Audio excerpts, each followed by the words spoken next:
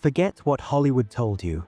Forget the romantic saloons with swinging doors and piano players in bowler hats. Forget the quick-draw gunfighters defending justice on dusty main streets. Forget the adventure, the glory, the frontier spirit. The real Wild West mining boomtown was nothing like that. It was desperate, filthy, brutal, and short-lived. Most boomtowns existed for less than a decade before the gold ran out and everyone left. The ones that survived did so by accident, not design. Tonight, we're walking into one of these places at its peak, when the gold is still flowing, when thousands of men are crammed into a few acres of tents and shacks, when fortunes are being made and lost daily, and when your odds of dying in the next year are about 1 in 10. This is what it actually looked like, what it actually smelled like, what it actually cost. If you enjoy this journey back to these worlds, consider subscribing. We make long-form history for sleep, the kind that doesn't sugarcoat the past but also doesn't sensationalize it. Just the truth, as best we can tell it. And here's a question. If you could go back to any period in history for just 24 hours, which would you choose? Let us know in the comments. But choose carefully, because after tonight, you might not pick a mining boomtown. Let's begin. The journey to Wild West mining boomtown begins with a promise. A simple promise. Gold. More gold than any man could carry. Just sitting there in the ground, waiting to be picked up. The newspapers printed the stories that made men abandon everything. A farmer in California found a nugget the size of a chicken egg in 1848. $5,000 worth. A clerk in Colorado pulled $10,000 from a single claim in a month during the Pikes Peak rush of 1859. These stories were real. That's what made them dangerous. So men came. They sold their farms, closed their shops, left their families. The journey west cost everything they had, $1,500 for a wagon, oxen, and supplies. That was 2 years' wages for most people. Many borrowed the money. Many never paid it back. The trip took 4 to 6 months overland. Cholera killed thousands on the wagon trails. Mountains killed more. Of every 100 men who started the journey, 5 to 10 didn't finish it. But the ones who survived arrived at camps that had exploded into existence almost overnight. You'd crest a ridge and see it below. Hundreds of canvas tents and timber shacks scattered across a hillside like someone had thrown dice. Smoke from cooking fires. The constant sound of hammering, sawing, shouting. Mules braying. The crack of blasting powder from the mines. No streets. No plan. Just men grabbing whatever flat ground they could find and building something that might last through winter. The whole place smelled like wood smoke, unwashed bodies, horse shit, and raw earth torn open. You walked into that chaos with a pack on your back containing everything you owned. And you understood immediately. Getting here was the easy part. Surviving here was something else entirely. The daily grind. Here's what Hollywood won't show you. Mining wasn't romantic. It was industrial labor at its most brutal. Performed without any of the protections or regulations that would come later. You're digging a hole. That's it. That's the job. You swing a pickaxe into rocky soil for 8, 10, 12 hours a day. The impact travels up your arms, into your shoulders, down your spine. Your hands blister, then callous, then the calluses crack and bleed. Your back aches constantly, a deep, grinding pain that never quite goes away. You're looking for placer gold, tiny flecks and occasional nuggets that erosion has washed down from the mountains into creeks and stream beds. The theory is simple. Gold is heavier than dirt and gravel. So if you wash sediment in a pan, the gold settles to the bottom while everything else washes away. Simple in theory, backbreaking in practice. You fill a pan with sediment from your claim. You squat by the creek, which is running brown because 100 men upstream are doing the same thing, and you swirl water through the pan. Tilt it. Swirl again. Let the lighter material wash over the edge. Swirl. Tilt. Swirl. Most pans show nothing but black sand and disappointment. Maybe one pan in 20 shows color. Tiny flecks of gold so small you need good eyes to see them. Maybe one pan in 100 shows something worth keeping. A flake the size of a grain of rice, worth a few cents. You need to process dozens of pans to make $1.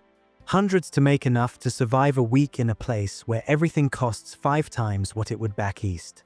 So you keep digging. You keep panning. You keep telling yourself the next pan will be the one. The next shovelful will reveal the pocket of rich or that justifies everything. It almost never does. The mining camp is full of men who've been here for months and found barely enough gold to pay for food and tools. Men who arrived with money and spent it all on claims that produced nothing.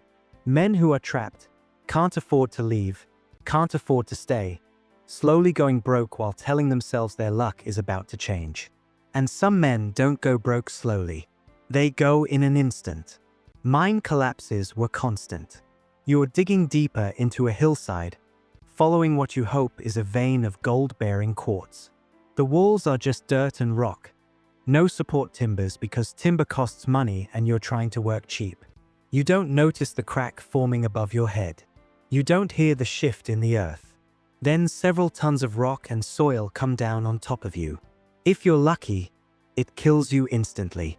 If you're not, you're buried alive, and your partners have to dig you out, assuming they're willing to risk another collapse to do it. Many weren't.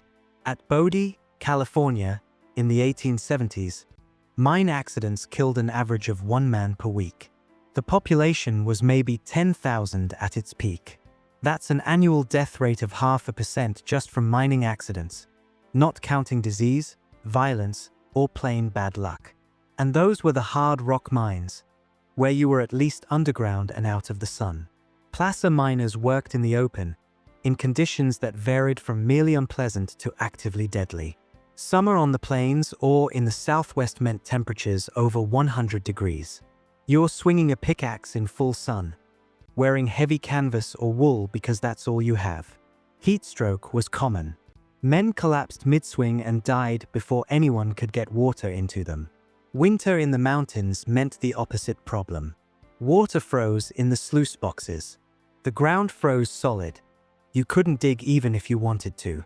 Men holed up in their shacks burning furniture to stay warm, living on whatever food they'd stored, hoping their supplies lasted until spring. And always, there was the dust. Rock dust from the digging. Dust from the dry hillsides, stirred up by thousands of boots and hooves. Dust in your nose, your throat, your lungs. Silicosis, miner's lung, was epidemic. You'd see men in their 30s coughing like they were 80, struggling to breathe, drowning slowly in the fluid that filled their lungs. There was no treatment, no cure. You just got sicker until you couldn't work anymore. And then you died, probably in a canvas tent with no one around who knew your real name.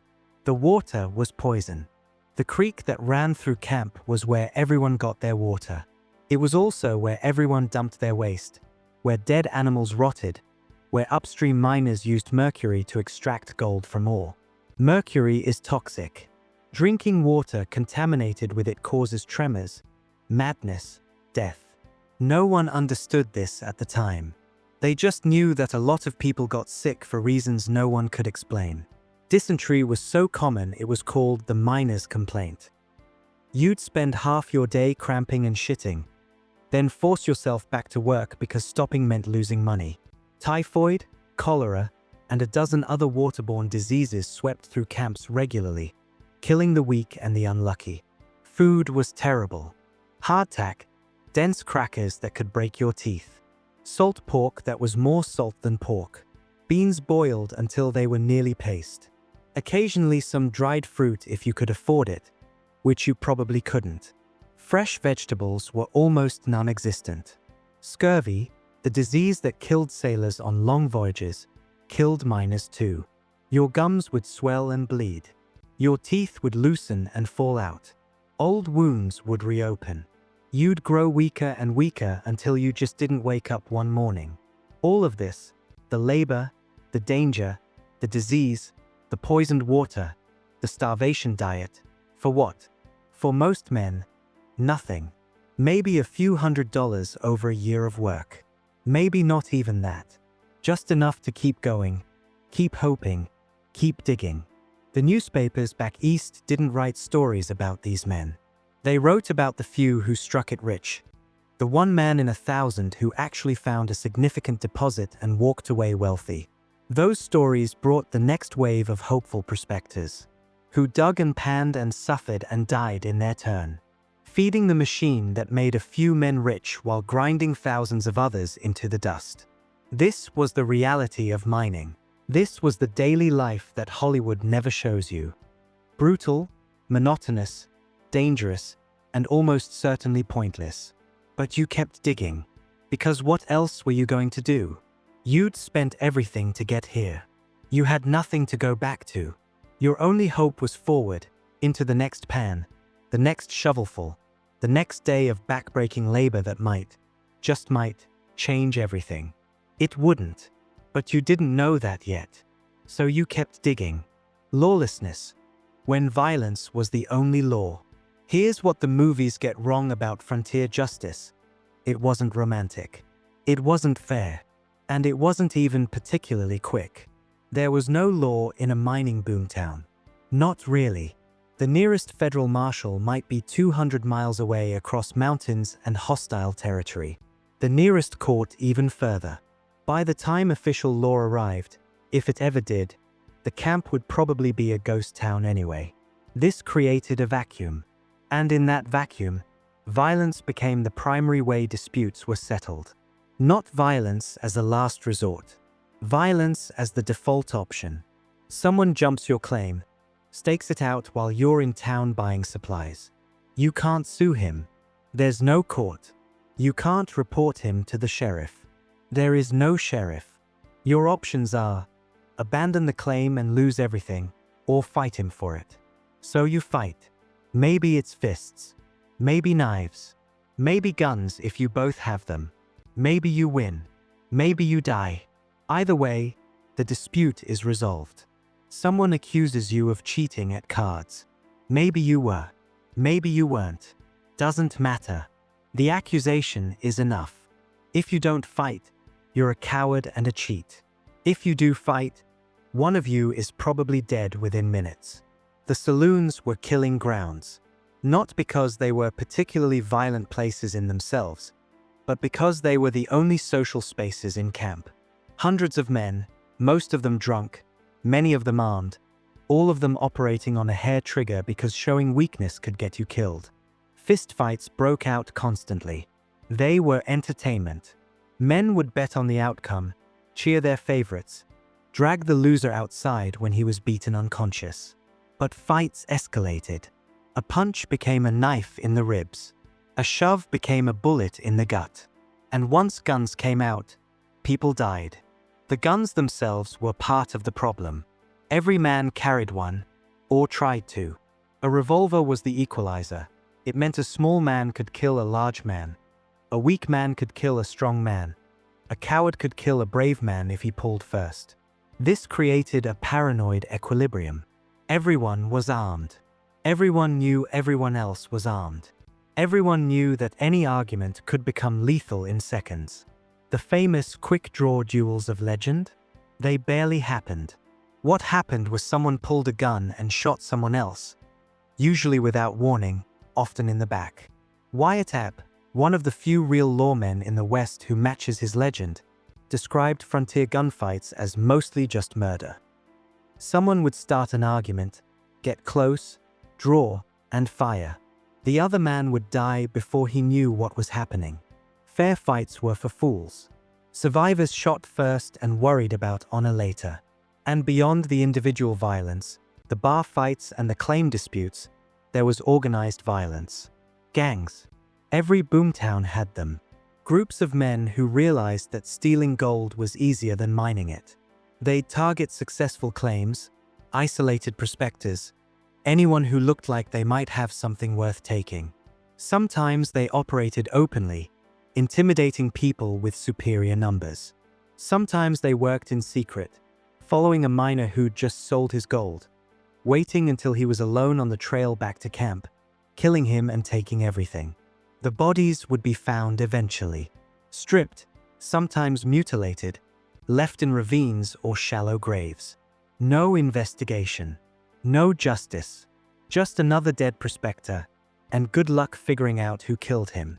The response to this, in some camps, was vigilantism. Not law, vigilantism, which is just organized violence with a better public relations strategy. When crime got bad enough, when enough prominent citizens had been robbed or killed, the good men of the camp would form a committee. They'd identify suspects, usually based on reputation, rumor, or just not liking someone, and they'd hang them. No trial, no lawyer, no judge, just a group of armed men dragging someone to a tree, throwing a rope over a branch, and hoisting him into the air while he kicked and choked and died. Sometimes they got the right man. Sometimes they didn't. Sometimes they hanged someone for theft who was probably guilty. Sometimes they hanged someone because he was Chinese or Mexican or black and convenient. The Montana vigilantes, probably the most famous example, hanged at least 21 men in 6 weeks in 1864. They were hunting a gang of road agents led by the corrupt Sheriff Henry Plummer. They definitely got Plummer. They probably got some of his gang. They also probably hanged some innocent men who were just in the wrong place with the wrong reputation. But it worked, in a sense. Crime dropped. The vigilantes disbanded. The camp became civilized, which meant they moved from random violence to organized violence under the pretense of justice. This is what frontier justice actually was. Not brave sheriffs facing down outlaws. Not honorable men defending their communities. Just violence, dressed up in whatever justification made people feel better about it. And here's the thing that Hollywood never shows. Most people accepted this. They understood that in a place with no law, violence was how you survived. You didn't call it murder when you shot a man trying to steal your claim. You called it self-defense, and everyone nodded and went back to their drinks. You didn't call it murder when the Vigilance Committee hanged someone for theft. You called it justice, even if the evidence was thin and the trial was non-existent. Because the alternative was chaos. The alternative was letting criminals operate freely, letting strong men take what they wanted, letting the camp descend into complete anarchy. So they chose organized violence over random violence.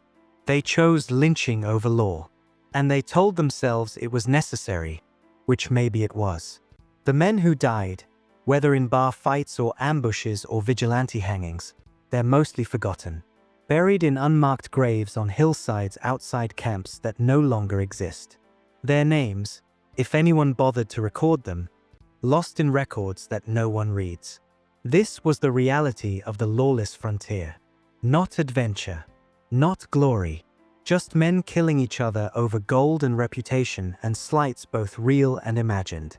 And the ones who survived long enough to get old would sometimes admit, in their final years, that they were surprised they made it at all.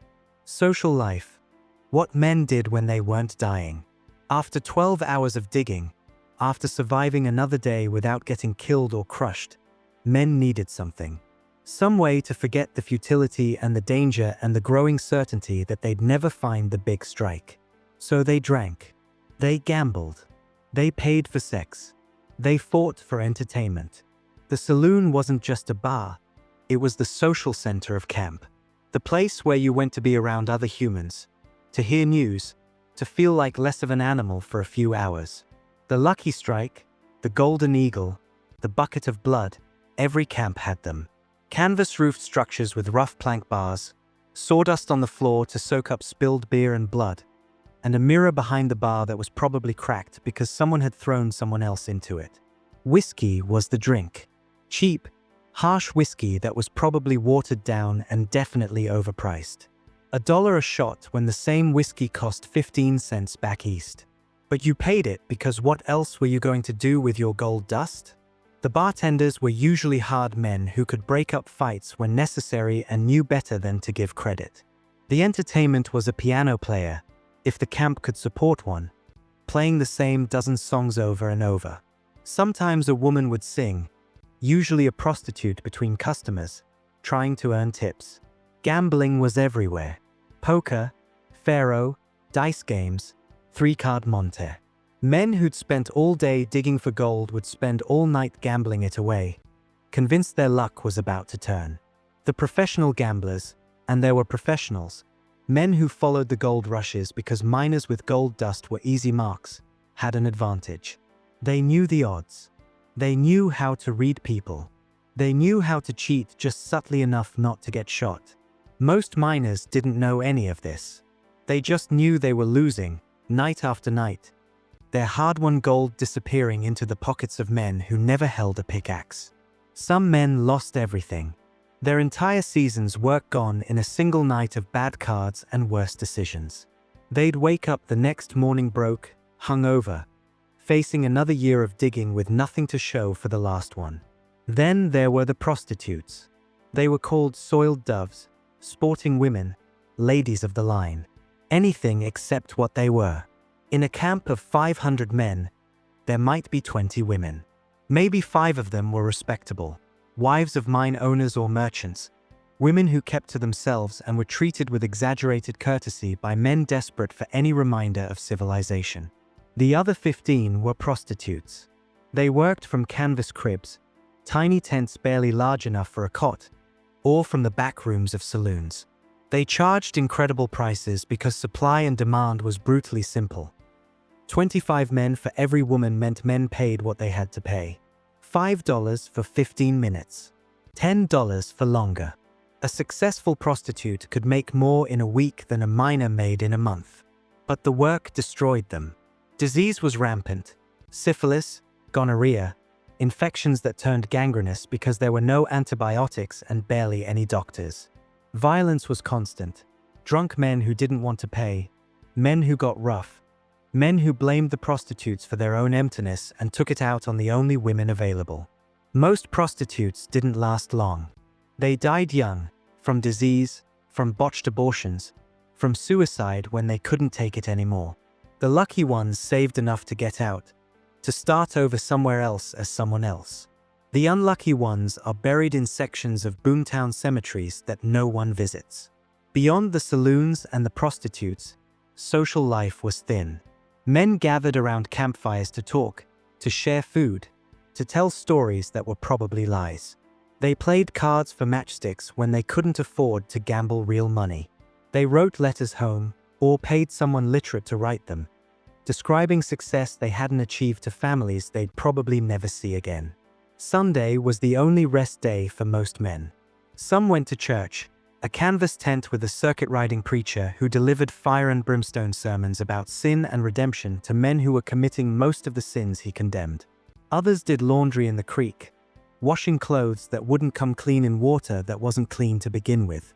Some hunted in the hills, hoping to supplement their diet with fresh meat. Most just slept, their bodies demanding rest after 6 days of brutal labor. And through it all, there was a desperate quality to everything. A sense that this wasn't really living. It was just surviving until you either struck it rich or gave up and went home. The laughter in the saloons was too loud. The gambling too frantic. The drinking too heavy. Everyone was trying to convince themselves that this was fine. This was worth it. This would all make sense when they finally found their fortune. But most of them knew, in their quieter moments, that they were lying to themselves. This was their life now. Not the life they'd imagined when they headed west. Not the adventure or the glory or the transformation. Just this, digging during the day, drinking at night, and hoping tomorrow would be different even though tomorrow never was. The boom and the bust. Here's what no one tells you about gold rushes. They end. The gold runs out. Or the easy gold runs out, which amounts to the same thing for a placer miner with nothing but a pan and a shovel. A boomtown might last 3 years. 5 if it's lucky. 10 was exceptional. The pattern was always the same. Strike, rush, boom, bust, ghost town. The strike. Someone finds gold. Real gold. Enough to make the claim worth something. Word spreads. More people arrive. More claims are staked. More gold is found, or people believe more gold is there, which is almost as good. The rush. Thousands of men descend on the area. The town explodes into existence. Tents and shacks thrown up overnight. Businesses opening before their walls are finished. Prices skyrocketing as demand overwhelms supply. The boom. For a brief window, months, maybe a couple years, the town thrives. Gold is flowing. Money is changing hands. Men are getting rich, or at least getting by. The town has a newspaper, a post office, maybe a doctor. It feels permanent. People talk about building a school, a proper church, a future. The bust, the gold plays out. The richest claims are exhausted. The easy pickings are gone. What remains requires capital, equipment, expertise that individual prospectors don't have. The miners start leaving. First a trickle, then a flood. Claims are abandoned. Businesses close. The saloons empty. The prostitutes move on to the next camp. The merchants pack up their goods and follow the crowd. Within a year, the town that housed 5,000 people might be down to 500. Within 2 years, 50. Within 5 years, empty buildings and wind whistling through broken windows. Ghost towns weren't created by disaster. They were created by simple economics. When the gold was gone, there was no reason to stay. Some camps tried to survive on hope. Merchants kept their stores open, serving the handful of diehards who were convinced the big strike was still out there. A few miners kept working claims that barely produced enough gold to buy food. They couldn't afford to leave, couldn't admit they'd wasted years for nothing, so they stayed and slowly starved. Other camps found different resources.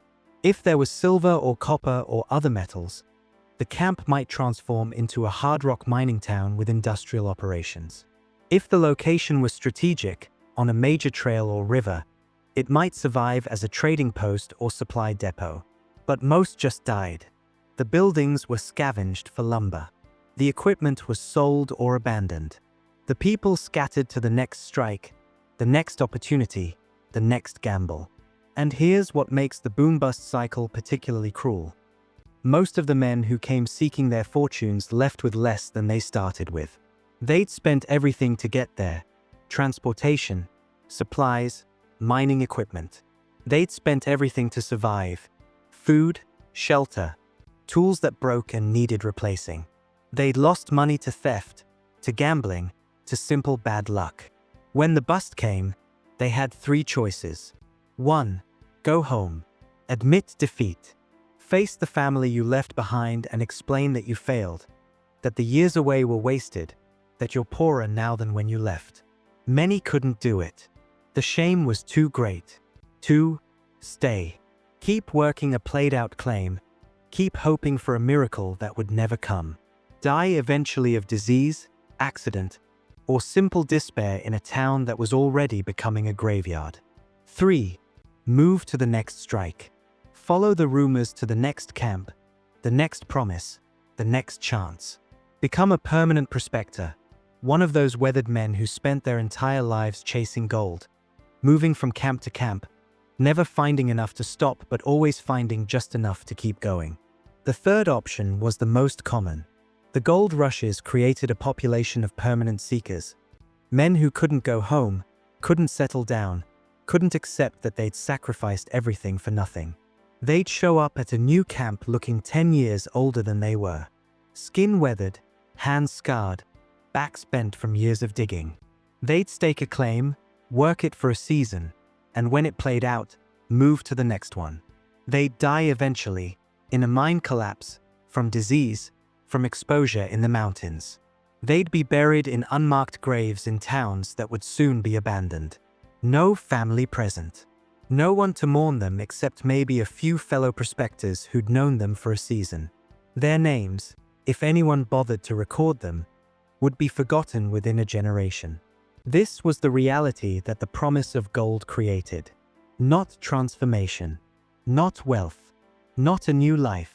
Just an old life spent more brutally, in more remote places, with less to show for it at the end. But here's the thing. Some men did strike it rich. Not many, but enough. Enough to keep the stories alive. Enough to draw the next wave of hopeful prospectors. Enough to ensure that when someone found gold in a new location, Thousands of men would drop everything and rush toward it, convinced they'd be the lucky ones. The system was efficient, in a cruel way. It extracted maximum labor from maximum people for minimum reward.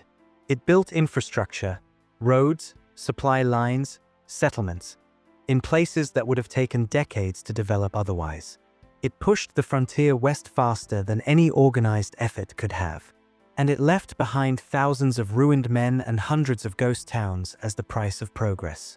The boomtowns are mostly gone now. Some survived, Deadwood, Virginia City, a few others that found ways to endure beyond the gold.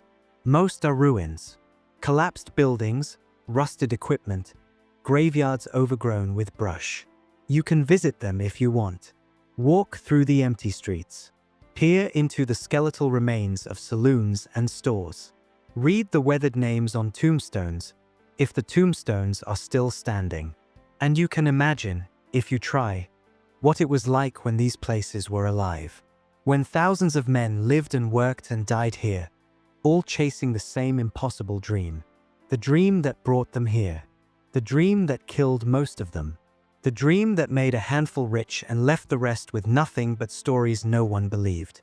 That was the boom and the bust. That was the cycle that repeated itself across the West for 50 years. That was the price of gold. The women. What Hollywood never shows. The numbers tell you everything. 20 men for every woman. Sometimes worse. In some camps, 50 to 1. 100 to 1 in the earliest days. This created a society that was fundamentally warped. Not just male-dominated, almost exclusively male. And in that environment, the few women who were there occupied positions that were either impossibly elevated or impossibly degraded. The respectable women, wives of successful mine owners or merchants, were treated like royalty. Men would cross the street to tip their hats.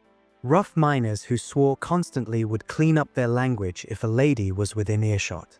Violence that was routine among men became unthinkable in the presence of a woman. This wasn't chivalry. It was desperation. These women represented civilization, family, the world these men had left behind. Treating them well was a way of pretending they weren't living like animals. But there were maybe 5 respectable women in a camp of 500 men. The rest, the other 15 or 20 women, were prostitutes. They came west for the same reason the men did: money. A prostitute in San Francisco or Denver might charge $2 for her services. In a mining camp, she could charge 10, sometimes 20. The economics were brutal and simple. Extreme demand, minimal supply, prices set by whoever could pay them. Some came independently. They were entrepreneurs in the only trade available to women with no family, no education, and no options. They saw an opportunity and took it, understanding the risks, calculating that a few years of degrading work might buy them enough money to start over somewhere else as someone respectable.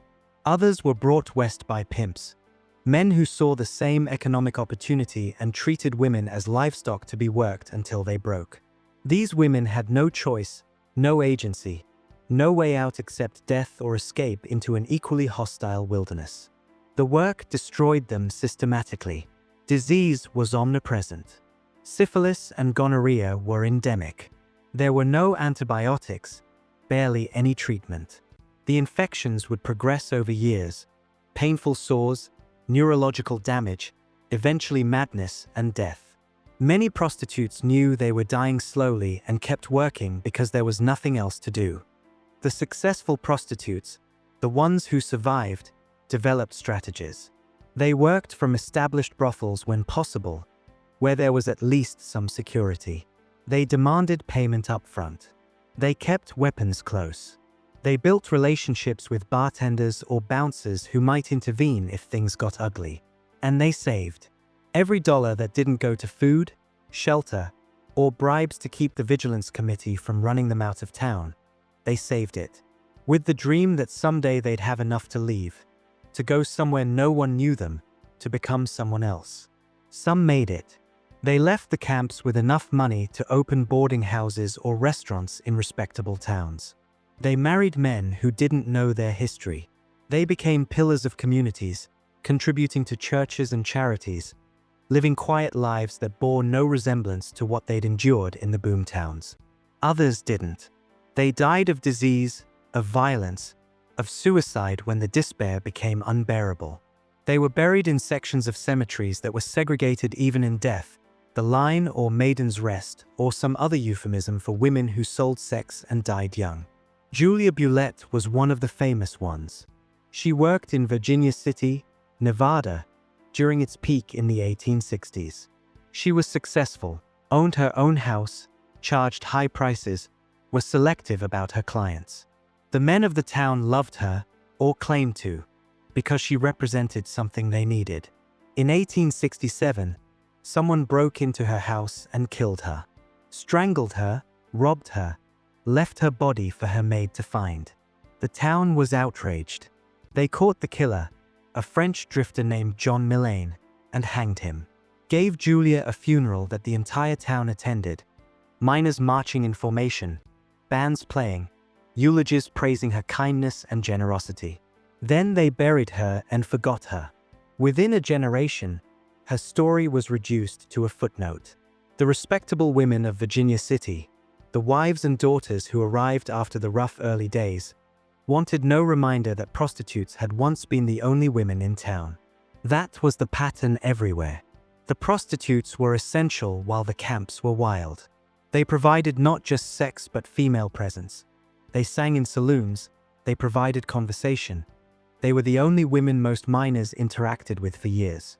But when the camps stabilized, when respectable families arrived, when civilization took hold, the prostitutes became embarrassing. The towns that had depended on them now wanted them gone. They passed ordinances pushing brothels to the edges of town, then outside town limits entirely. They arrested prostitutes for vagrancy or public indecency. The women who had been there first, who had survived when the camps were at their most dangerous, they were erased from the story, replaced with a narrative about hardy pioneer wives bringing civilization to the wilderness. Some of those pioneer wives were real. Women who came west with their husbands, who endured the hardships alongside the men, who ran boarding houses or laundries or helped work claims. They were brave and resilient and deserve recognition. But they weren't the only women. They weren't even the first women. The first women in most camps were prostitutes, and they survived in a world that consumed them systematically, that used them up and threw them away, that celebrated them when it needed them and forgot them as soon as it didn't. The graves are still there if you look.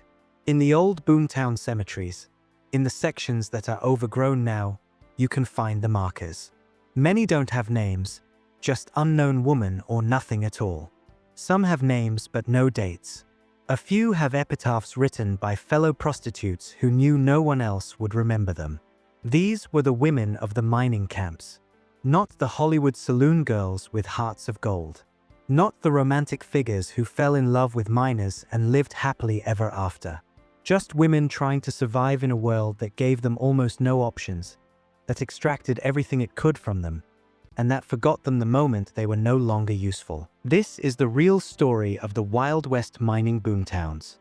Every boomtown followed the same pattern, but the details varied. Some became legendary. Some disappeared without a trace. Let's look at three that show the range. Bodie, California, was the archetypal hellhole. It boomed in 1877 when miners struck rich veins of gold-bearing quartz. Within 2 years, the population hit 10,000. Within 5 years, it was the third largest city in California. It was also one of the most violent places in America. The local newspaper, in a rare moment of honest journalism, described Bodie as having a man for breakfast every morning, meaning someone died violently every single day. The statistics support this. In 1880, Bodie had 65 saloons for a population of 10,000. That's one saloon for every 154 people. The homicide rate was estimated at 116 per 100,000 people annually. For comparison, the most violent city in America today has a rate around 60. The violence wasn't random. It followed predictable patterns. Claim disputes led to gunfights. Card games led to stabbings. Drunk men fought over insults, real or imagined. The town's prison was constantly full. The cemetery was constantly growing. The mines produced an estimated $35 million in gold and silver over their peak years. That's about $1 billion in today's money. Most of it went to mining companies and investors in San Francisco. The miners who did the work got wages of $3 to $4 per day. The independent prospectors who'd started the rush got almost nothing. They'd sold their claims early for a few $1,000s, then watched as those claims produced millions. Bodie died fast.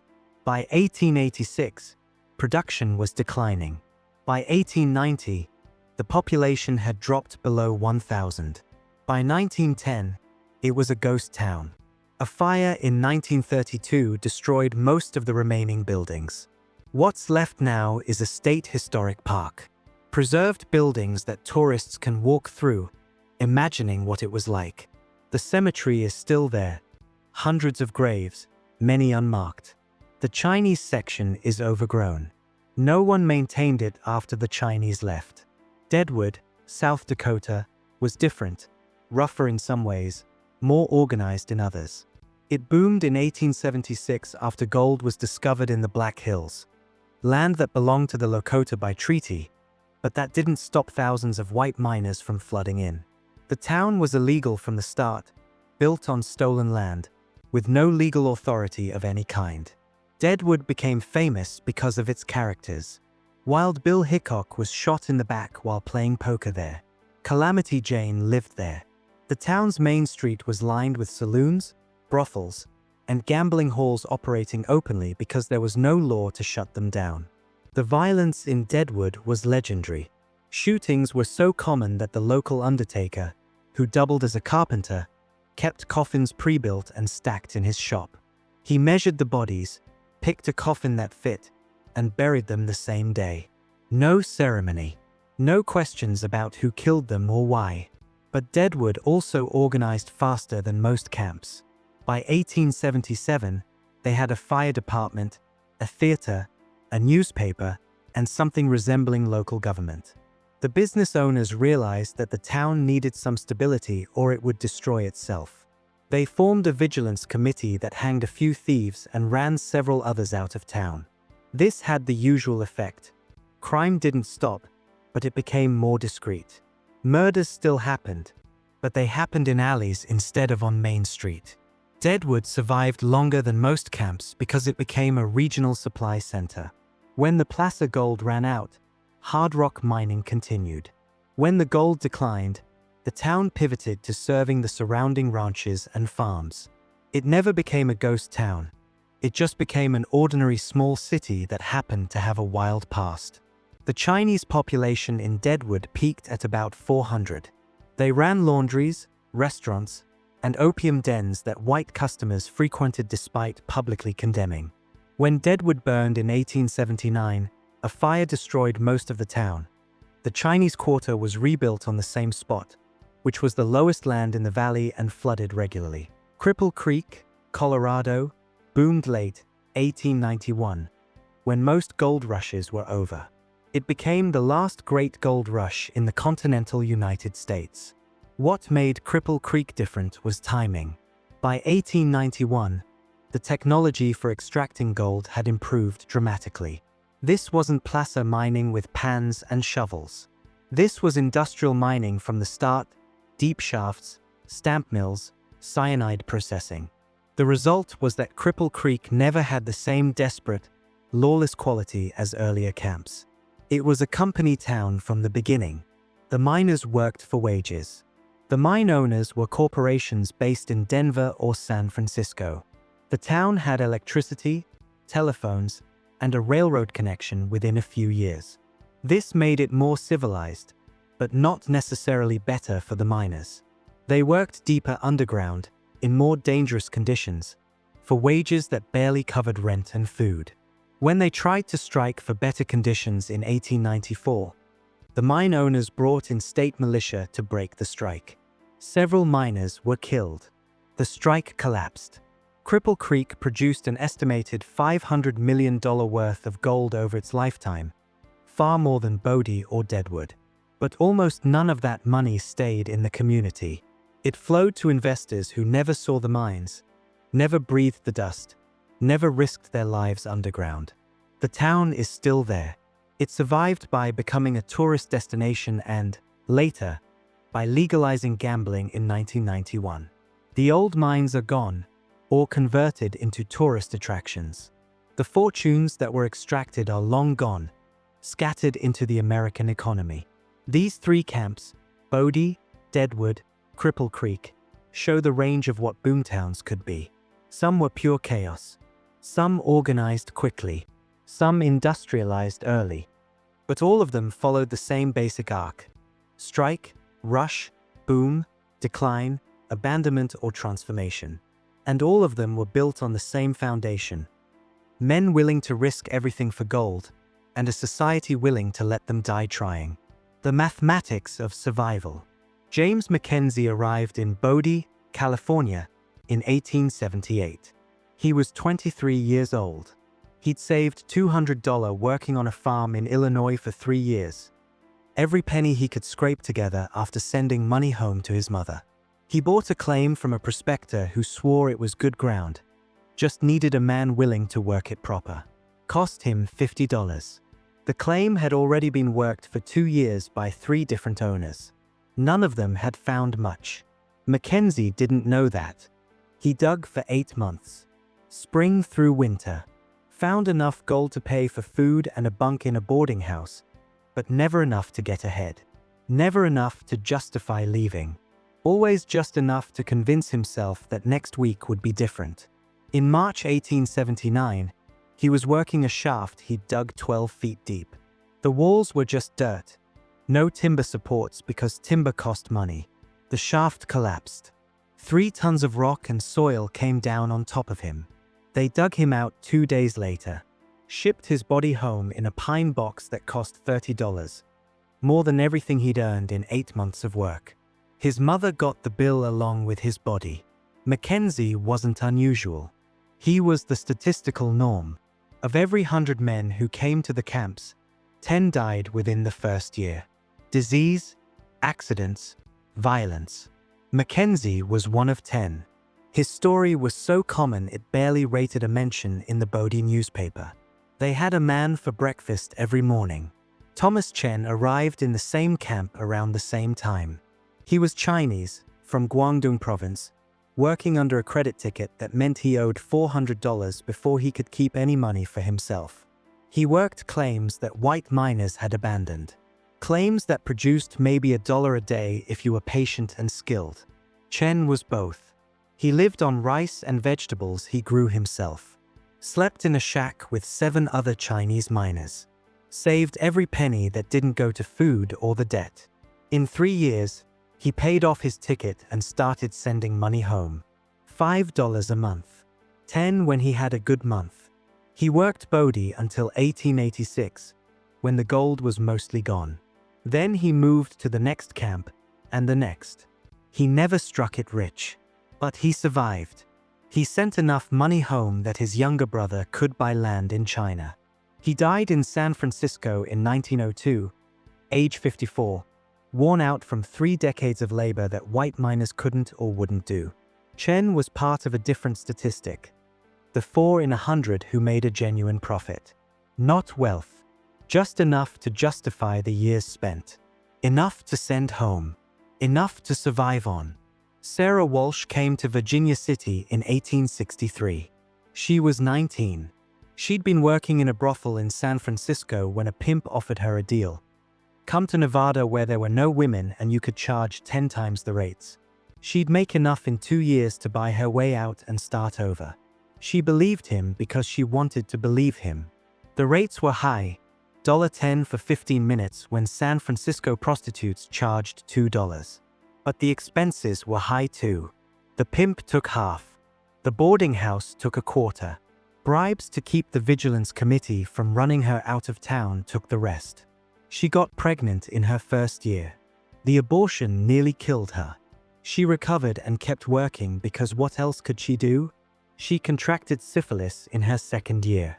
No treatment, just the slow progression, sores, pain, eventually neurological damage. She died in 1868, 5 years after arriving. Age 24. Buried in the section of the cemetery reserved for prostitutes, in a grave with no marker. Her real name probably wasn't Sarah Walsh. Most prostitutes used false names. Her family back east, if she had family, never knew what happened to her. Walsh was part of the 60 in 100 who left broke or didn't leave at all. The ones who gambled everything and lost. Who died young or went home with nothing. Who fed the machine that consumed them. Then there was George Hearst. He arrived in California in 1850 with almost nothing. But Hearst understood something that most miners didn't. The real money wasn't in digging. It was in owning. He bought claims from desperate miners for cheap. He consolidated them. He brought in equipment and hired wage laborers to work them. When placer mining played out, he shifted to hard rock mining with industrial equipment. By 1859, he'd made his first million. By 1880, he owned mines across the West producing millions annually. He never swung a pickaxe after his first year. He didn't have to. He had hundreds of men doing it for him, paying them $3 a day while the mines produced thousands. Hearst was the 1 in 100 who struck it rich. Actually, he was the 1 in 1,000. The one who figured out the real game and played it better than anyone else. His son would use that mining fortune to build a publishing empire. His grandson would build a castle on the California coast with money extracted from the ground by men like Mackenzie, who died in collapsed shafts and were buried in unmarked graves. These 4 people, Mackenzie, Chen, Walsh, Hearst, represent the spectrum of outcomes. 10% died, 60% failed, 25% survived, 4% profited, 1% got rich. The newspapers only wrote about Hearst, the man who came with nothing and built an empire. That's the story that drew the next wave of prospectors. The Mackenzies, the Chens, the Walshs, they weren't news. They were just the cost of doing business. The mathematics were brutal and simple. A miner could process about 50 pans of gravel a day working dawn to dusk. Maybe 10 pans would show gold. Maybe 2 were worth keeping. 5 grams of gold total, worth about $3.50. Subtract $1 for food, $1 for lodging, 50 cents for tool replacement, 50 cents for everything else. You're left with 50 cents profit per day. Work every day for a year. That's $150. $150 for a year of backbreaking labor. Less than you'd make as a clerk back east. Not enough to justify the journey, the risk, the years lost. But just enough to convince yourself to keep going. To believe that next month would be different. It never was. The overall numbers tell the story the individual stories can't.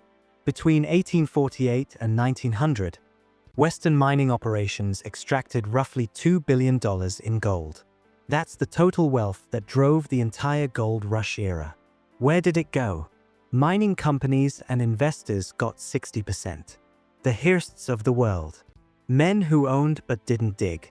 Equipment suppliers and merchants got 25%. The men who sold overpriced shovels and rotten beans to desperate miners. Transportation and shipping got 10%. The men who moved gold from camps to cities. The miners themselves, the men who actually dug the holes, breathed the dust, died in the collapses, they got 5%. 5 cents on every dollar of value they created. The remaining 95 cents went to men who never held a pickaxe. By the 1880s, miners understood this. Labor organizing spread through the camps. Strikes for better wages, safer conditions, 8-hour days. The mine owners responded with lockouts and state militia. The strikes usually failed. The miners were replaceable. There were always more desperate men willing to work for whatever was offered. This was the economic reality of the boomtowns. Not opportunity, not transformation, Just a system that extracted maximum labor from maximum people for minimum compensation, then moved on when the gold ran out. Mackenzie died for it. Walsh died for it. Chen survived it but was never rewarded fairly for his work. Hearst got rich from it and his family stayed rich for generations. That's the mathematics. That's what the numbers meant when translated into human lives. The legend says the boomtowns were about opportunity. The numbers say they were about extraction. Both are true. The question is which story you choose to tell. Hollywood chose the legend. We're choosing the numbers. Because the numbers don't lie. The legend does. So that's what it actually was. Not the Hollywood version with heroic prospectors and noble sheriffs. Not the romanticized frontier where brave men built America through grit and determination. Not the sanitized story where everyone who worked hard succeeded and justice always prevailed. The real mining boomtown was a meat grinder. It took thousands of men, chewed them up, and spit out broken bodies and empty pockets. It enriched a tiny fraction and destroyed the rest. It was lawless not because lawmen were brave, but because law was absent. It was violent not because men were evil, but because violence was the only currency that mattered. And yet, men kept coming. They kept believing. They kept digging. That's the remarkable part. Not that the boomtowns were brutal. Of course they were. But that knowing how brutal they were, men still chose to go. Still chose to risk everything on the slim chance that they'd be the exception. The one who found the big strike. The one who made it. Most didn't. Most went home broke, or died trying, or became permanent wanderers chasing the next strike and the next, always one more camp away from success. But they tried. They endured. They survived in a world that was designed to break them. That's not nothing. The mining camps are gone. The men who lived in them are gone. The gold they sought is mostly gone, pulled from the ground and scattered into the economy of a growing nation. What remains are the stories. The ghost towns. The graveyards with markers that are slowly crumbling into dust. And the reminder that the past wasn't what we imagine. It wasn't cleaner or simpler or more noble. It was just people, desperate people, often, trying to survive, trying to succeed, trying to grab something better than what they had. Sometimes they managed it. Usually they didn't. But they kept trying anyway, because what else was there to do? As you drift off tonight, think about those men in their canvas tents and timber shacks. Think about the sound of pickaxes ringing against stone. The taste of dust and cheap whiskey. The weight of hope that grew lighter with each day that passed without finding gold. They're not so different from us. They wanted what we want: security, prosperity, a life that meant something. They just had to dig for it. Literally, in a world that gave them nothing for free and took everything without hesitation. They endured. They adapted.